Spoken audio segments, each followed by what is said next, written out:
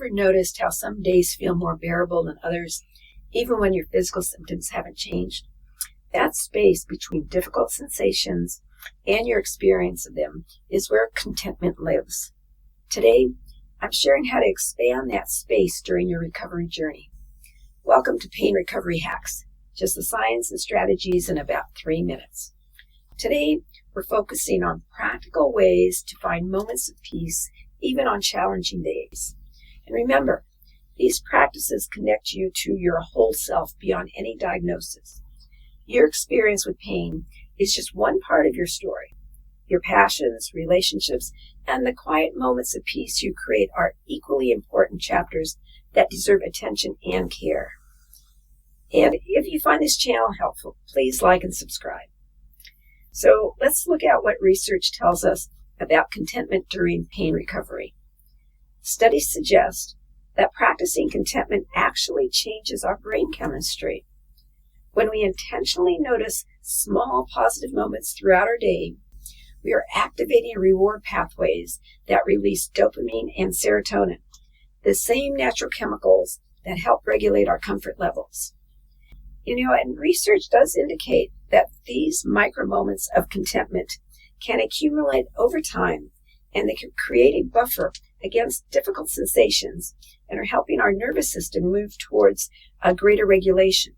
And that's what we want to do in pain recovery journeys, is to get that regulation so you're not feeling the intense discomfort.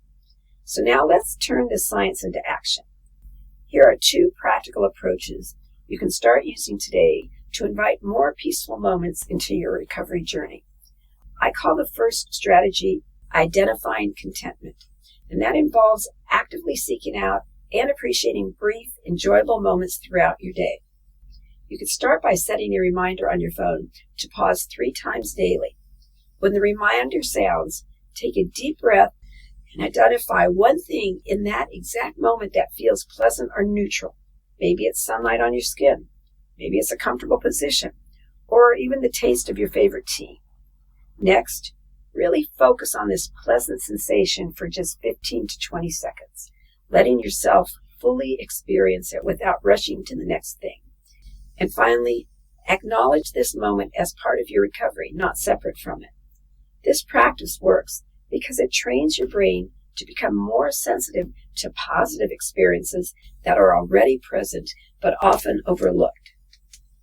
It's like strengthening a muscle. The more you practice noticing contentment, the more naturally your mind begins to spot those moments throughout your day. So now that we've explored how to notice contentment that already does exist around you, let's now shift to purposely creating these moments. This next approach puts you in the driver's seat of your emotional experience. So by creating small and planned moments of pleasure that reflect what matters to you most, can give you a reliable source of contentment. And what I've discovered is what I'm calling this is the values-based pleasure planning. Begin by by identifying one core value that matters to you. Maybe it's creativity, connection, or learning. Then brainstorm 3 tiny activities related to this value that consistently bring you some pleasure. Activities that take less than 5 minutes and requires a minimal amount of energy. Next, schedule one of these activities each day, treating it with the same importance as any other recovery practice you have in your day. When you engage in the activity, remind yourself that this is supporting both your values and your recovery at the same time. This approach works because it connects you to what matters most, while also it's creating predictable sources of positive emotion. These planned pleasure moments become reliable islands of contentment throughout your week, and they gently remind you that recovery includes reconnecting with joy, not just reducing your discomfort. So please remember, small steps that are taken consistently create meaningful change over time. Don't worry about getting it perfect. What matters is finding what works for your unique recovery journey. These simple practices are flexible tools you can adapt to fit your own life and circumstances.